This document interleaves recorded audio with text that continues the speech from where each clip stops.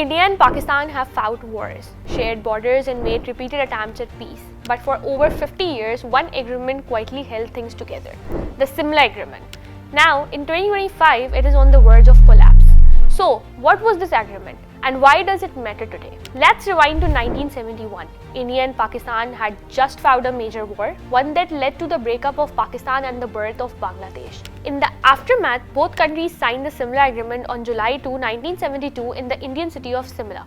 The goal was simple: move from war to peace and lay down some ground rules for the future. First, bilateral talks only. Both sides agreed that all disputes, especially Kashmir, would be settled through direct talks. No outside help, no UN, no third-party mediation. That's why India always points to the Simla Agreement when rejecting international involvement in Kashmir. Second, the line of control. The old ceasefire line in Kashmir got a new name, the line of control or LOC. Both sides promised not to change it on their own, basically freezing the map in place. Third, respect for sovereignty.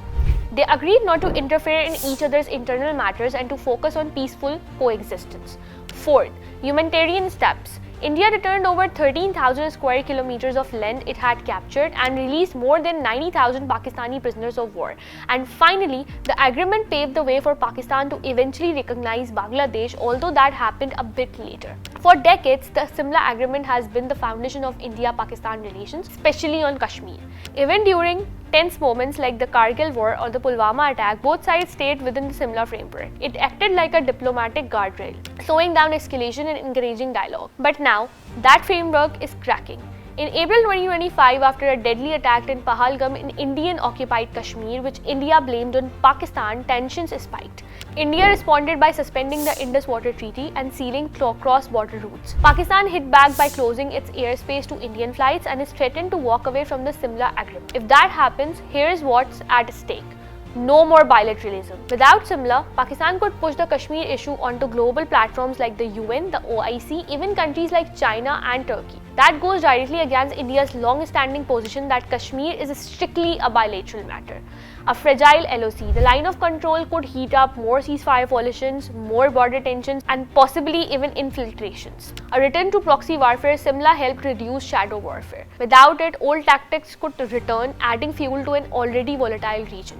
Regional fallout. This breakdown affects more than just India and Pakistan. It could stall regional cooperation, impact SAARC, and derail counter-terrorism efforts. And with India suspending the Indus Water Treaty, the consequences are stacking up. A bigger risk of war. No agreement means no rules of engagement, and when diplomacy breaks down, the risk of miscalculation. A stray bullet, a wrong move could lead to something far worse. So yes, the Simla Agreement may seem like an old document, but its collapse could have very real, very dangerous consequences for South Asia. For more such explainers, subscribe to DawnNews English.